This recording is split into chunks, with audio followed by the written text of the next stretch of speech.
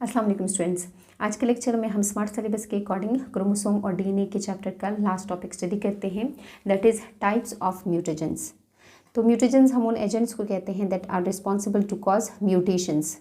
3 different type के mutagens हो सकते हैं। फिजिकल म्यूटेजेंस भी हो सकते हैं, केमिकल म्यूटेजेंस भी हो सकते हैं एंड बायोलॉजिकल म्यूटेजेंस भी हो सकते हैं। तो सबसे पहले हम स्टडी करते हैं अबाउट फिजिकल म्यूटेजेंस। ये फिजिकल एजेंट्स होते हैं और इनमें हम स्टडी करते हैं शॉर्ट वेव रेडिएशंस को कि they are responsible to cause mutations, जिनमें एक्स रेज आ जाते हैं, गेमा रेज आ जाते हैं, अल्ट्रा वायलेट यानी कि यूवी रेज आ जाते हैं और कॉस्मिक रेज आ जाते हैं। चूँकि इनकी वेवलेंथ शॉर्ट होती है इसलिए इनके पास एनर्जी ज़्यादा होती है और उस एनर्जी की वजह से या तो ये नाइट्रोजीनियस बेसिस के दरम्यान में जो हाइड्रोजन बॉन्ड्स मौजूद होते हैं या तो उनको तोड़ देते हैं, या जो न्यूक्लियोटाइड्स के दरम्यान में फास्फोडाइस्टर बॉन्ड्स लगे हुए होते हैं तो उनको तोड़ देते हैं, जिसकी वजह से डीएनए डैमेज हो जाता है। H.J. Muller was the first who induced mutation by using X-rays in Drosophila। तो ये जो रेडिएशंस हैं ये इस तरीके से भी कर सकते हैं कि ये सेल के अंदर फ्री रेडिकल्स पैदा कर दें और फिर वो जो फ्री रेडिकल्स है वो इंटरेक्ट करे with compounds in the cell और उनकी वजह से फिर जो सेल है तो उसमें डीएनए डैमेज कॉज हो सकता है। या ये रेडिएशन इस तरीके से भी सेल को डैमेज कर सकते हैं कि जो सेल में मौजूद क्रोमोसोम है उसकी ब्रेकिंग कॉज कर देते हैं। तो फिर ये जो म्यूटेंट सेल होता है फिर ये एबनॉर्मल सेल डिवीजन स्टार्ट कर लेता है, इरेगुलर उसकी सेल डिवीजन हो जाती है, तो इसको हम कहते हैं cancer. UV radiations are responsible to cause breaking of the hydrogen bonds which are present between the nitrogenous bases, जिसकी वजह से जो हेलिकल स्ट्रक्चर है डीएनए का तो वो इफेक्ट हो जाता है। और ये जो हेलिकल स्ट्रक्चर अगर डिस्टर्ब हो जाता है और ये जो हाइड्रोजन बॉन्ड्स इनके दरम्यान में टूट जाते हैं तो फिर ये इफ़ेक्ट करता है रेप्लिकेशन के प्रोसेस को भी। तो ये हमने स्टडी किया डिफरेंट टाइप की जो म्यूटेशंस हैं उनको और उनकी जो इफ़ेक्ट्स है डीएनए के ऊपर या जो हमारे जेनेटिक इंफॉर्मेशन की अल्टरेशन में उनका जो रोल होता है तो उसको हमने स्टडी किया। स्टूडेंट्स, आपको फिजिकल म्यूटेशंस के हवाले से मैं इतना बता दूं कि जो हम छोटी क्लासेस से पढ़ते आ रहे हैं कि हमारी जो अर्थ है उसको सराउंड किया हुआ है एक प्रोटेक्टिव लेयर ने जिसको हम ओजोन लेयर कहते हैं, और ये जो ओजोन लेयर है ये हमारी अर्थ तक जो सन है उसके हार्मफुल रेडिएशन को आने नहीं दे रहा होता, उसको रोक देता है। लेकिन अब ये पोल्यूशन की वजह से ये जो ओजोन लेयर है तो ये डैमेज हो रही है और इस ओजोन लेयर के डैमेज हो जाने की वजह से जो सन की हार्मफुल रेज़ हैं तो वो भी हमारी अर्थ के अंदर इंटर हो जाती है और फिर ये हमारी जो बॉडीज़ है अगर उनके ऊपर पड़ती है तो स्किन कैंसर कॉज कर देती है। और अगर यही रेडिएशंस हमारे स्किन के अंदर पेनिट्रेट कर जाती है, बॉडी तक पेनिट्रेट कर जाती है, तो उसकी वजह से डिफरेंट टाइप के जो कैंसर्स है तो उनके कॉमन होने का चांस होता है। तो आजकल आप ऑब्जर्व कर भी सकते हो कि जो कैंसर है तो ये बहुत ज़्यादा कॉमन हो चुका है। जो आईज से रिलेटेड डिफरेंट तरह की जो डिस्टर्बेंस है तो वो भी कॉमन हो चुकी है क्योंकि हमारे इस इन्वायरमेंट के अंदर वो हार्मफुल रेडिएशंस भी मौजूद होती हैं। और हमने ये कहा कि अगर हमारा कंटिन्यूअस एक्सपोजर हो इन रेडिएशंस को तो ये हमारे डीएनए को डैमेज कर सकते हैं। तो ये सारा वो ओजोन लेयर के डैमेज हो जाने की वजह से हो रहा होता है। म्यूटेजेंस के सेकंड कैटेगरी में हम स्टडी करते हैं अबाउट द केमिकल म्यूटेजेंस। कुछ केमिकल्स भी रिस्पॉन्सिबल हो सकते हैं म्यूटेशन को कॉज करने के लिए। इनमें से कुछ केमिकल्स ऐसे होते हैं जो कि मिमिक्री करते हैं, मतलब वो कॉपी करते हैं डीएनए के न्यूक्लियोटाइड्स को। उनका स्ट्रक्चर डीएनए के न्यूक्लियोटाइड्स की तरह होता है बट वो खुद न्यूक्लियोटाइड्स नहीं होते हैं, इसलिए वो रॉन्गली अटैच्ड हो जाते हैं डीएनए के साथ, जिसकी वजह से डीएनए का जो स्ट्रक्चर है तो वो इफेक्ट हो जाता है। इनमें से कुछ केमिकल्स यहाँ पे लिखे हुए हैं जिनमें है नाइट्रस एसिड जो नाइट्रोजीनियस बेसिस को तोड़ रहा होता है और डीएनए का जो हेलिकल स्ट्रक्चर है उसको डिस्टर्ब करता है। फॉर्मेल्डिहाइड, मस्टर्ड गैस, 5 ब्रोमोयूरिसिल, एक्रिडीन, कैफीन जो कि चाय में या कॉफ़ी वगैरह में पाया जाता है, कैफीन। इसके अलावा नेकोटीन जो कि टोबैको की लीव्स में पाया जाता है, जो कि सिगरेट स्मोकर स्मोकिंग के दौरान में इनहेल करते हैं। तो ये जो नेकोटीन है ये फिर बॉडी के अंदर डिफरेंट तरह के जो कैंसर्स हैं तो उनको कॉज कर सकता है। इसके अलावा फूड प्रिजर्वेटिव, जो फूड को प्रिजर्व करने के लिए फूड के अंदर केमिकल्स डाले जाते हैं तो वो भी बॉडी के अंदर आकर फिर एज अ म्यूटेजेंस काम कर रहे होते हैं।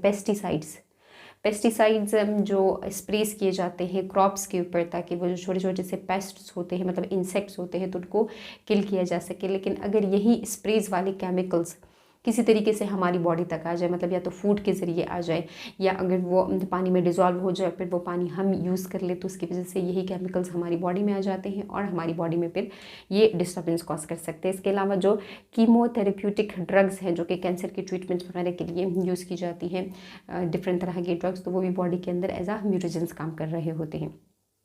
इसके अलावा बुक के अंदर एक इम्पॉर्टेंट केमिकल लिखा हुआ है जिसको आपने ऑब्जेक्टिव्स के लिए याद रखना है और वो है कॉल्चिसिन।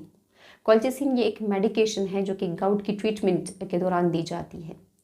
बट अगर इस कॉल्चिसिन का जो लिमिट है, जो इसका लेवल है, अगर इसका डोज ज़्यादा हो जाता है तो उस हाई डोज की वजह से ये कॉल्चिसिन इनहिबिट कर देता है माइक्रोट्यूब्यूल फॉर्मेशन को, मतलब वो जो दागे बनते हैं जिसकी वजह से क्रोमोसोम की सेपरेशन हो जाती है डिफरेंट पोल्स तक, तो वो माइक्रोट्यूब्यूल्स नहीं बन पाते हैं जिसकी वजह से इनहिबिशन हो जाती है सेग्रीगेशन ऑफ क्रोमोसोम की ड्यूरिंग मियोसिस। तो उसकी वजह से जो एक सेल है उसके पास ज़्यादा क्रोमोसोम चले जाते हैं और वो जो दूसरा गैमीट बनता है तो उसके पास कम क्रोमोसोम चले जाते हैं या नहीं जाते हैं।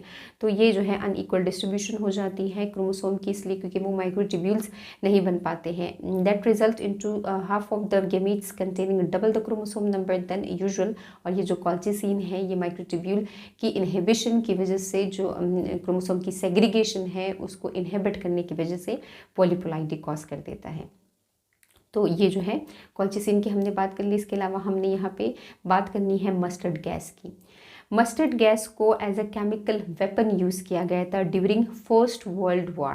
केमिकल वेपन का क्या मतलब होता है, मतलब कि जो एक कंट्री है जो वो दूसरी कंट्री पर अटैक करती है तो डिफरेंट तरह के वेपन्स को यूज़ करती है जो कि बहुत लार्ज स्केल पर तबाही ले आते हैं। तो जो फर्स्ट वर्ल्ड वॉर है उसमें केमिकल को यूज़ किया गया था एज अ वेपन और वो केमिकल था मस्टर्ड गैस। ये जो मस्टर्ड गैस है एक्चुअली ये गैस नहीं है, इसको ये नाम इसलिए दिया गया है क्योंकि इसकी स्मेल मस्टर्ड की तरह होती है, मतलब सरसों की तरह होती है। ये जो मस्टर्ड गैस है ये एक्चुअली टाइनी ड्रॉपलेट्स होते हैं ऑफ बॉइलिंग लिक्विड, और अगर ये किसी बंदे के बॉडी के साथ इन कांटेक्ट में आ जाते हैं तो टेरिबल ब्लिस्टर्स स्किन के ऊपर कॉज कर सकते हैं all over the body, ice को इरिटेट कर देते हैं और अगर इसको इनहेल कर लिया जाता है तो ये लंग्स को डैमेज कर सकते हैं। तो मस्टर्ड गैस को as a chemical weapon use किया गया था। और फिर ये जो टाइनी ड्रॉपलेट्स होते हैं इसी मस्टर्ड गैस के, तो ये बहुत दिनों तक उस हवा के अंदर रहते हैं और वहाँ पे जो लोग हैं तो उनको इफ़ेक्ट कर सकते हैं। लास्ट में हम पढ़ते हैं थर्ड कैटेगरी ऑफ म्यूटेजेंस को, दैट इज़ बायोलॉजिकल म्यूटेजेंस। तो इसमें हम तीन डिफरेंट तरह के म्यूटेजेंस का जिक्र करेंगे। इसमें से एक है ट्रांसपोसोन्स। ट्रांसपोसोन्स आर जंपिंग डीएनए। ये मूवेबल पार्ट होता है डीएनए का, कभी एक जगह पे मौजूद होता है फिर वहाँ से टूट जाता है किसी दूसरी जगह पे चला जाता है, लेकिन ये मूव करता रहता है हमारे ये डीएनए के डिफरेंट पार्ट्स तक जाता रहता है, लेकिन कोई नॉर्मली कोई डिस्टर्बेंस नहीं कॉज कर रहा होता है जब ये नए जगह पर जाके अटैच हो जाता है। लेकिन सम टाइम ये जब अपनी पोजीशन चेंज कर लेता है और किसी नई पोजीशन पे जाके अटैच हो जाता है तो जो ऑलरेडी मौजूद इंफॉर्मेशन होती है तो वो चेंज हो जाती है। It can change its position with in a genome so that it causes mutation. और ये जो ट्रांसपोसोन्स हैं चूँकि ये ऑर्गेनिज्म की बॉडी का पार्ट है इसलिए हम इसको बायोलॉजिकल म्यूटेजेंस की कैटेगरी में ऐड कर देते हैं। इसके अलावा कुछ वायरसेस भी ऐसे हैं कि जब वो होस्ट की बॉडी के ऊपर अटैक करते हैं तो वो होस्ट के सेल के अंदर अपना डीएनए जब इंसर्ट कर देते हैं तो वो डीएनए मिक्सअप हो जाता है होस्ट के जीनोम के साथ, जिसकी वजह से ये डिस्टर्ब कर देते हैं the genetic information of host. तो जो होस्ट का डीएनए है तो वो डिस्टर्ब हो जाता है इसी वायरसेस की इंटरमिक्सिंग की वजह से। इसके अलावा बैक्टीरिया भी रिस्पॉन्सिबल हो सकते हैं म्यूटेशन को कॉज करने के लिए। इसमें से एक बैक्टीरिया है एच पाइलोरी यानी कि हेलिकोबैक्टर पाइलोरी। ये जब इन्फ्लेमेशन कॉज करता है बॉडी में तो उस इन्फ्लेमेशन के दौरान में कुछ ऑक्सीडेटिव स्पीशीज़ की प्रोडक्शन होती है जिसकी वजह से जो हमारा डीएनए है तो वो डैमेज हो जाता है। तो ये हमने स्टडी किया डिफरेंट तरह के म्यूटेजेंस के बारे में। फिजिकल म्यूटेजेंस को हमने स्टडी किया कि एक्सरेज है या यूवी रेडिएशंस है या गेमा रेडिएशंस है जिनके पास एनर्जी ज़्यादा होती है तो ये हमारी डीएनए को डैमेज कर देते हैं।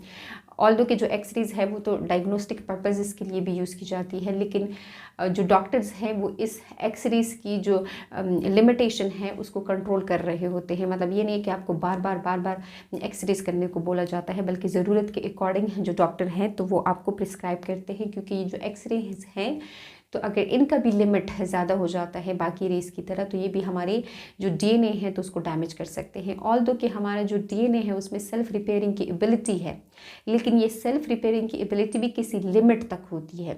मतलब कि अगर कॉन्टीन्यूसली हमारा डीएनए डैमेज होता रहे, कंटिन्यूसली हमारा एक्सपोजर हो डिफरेंट तरह के जो एनर्जेटिक रेडिएशंस हैं उनको, तो फिर तो हमारा डीएनए इतने रेगुलर बेसिस पर ख़ुद को रिपेयर करने की एबिलिटी नहीं रख सकता है।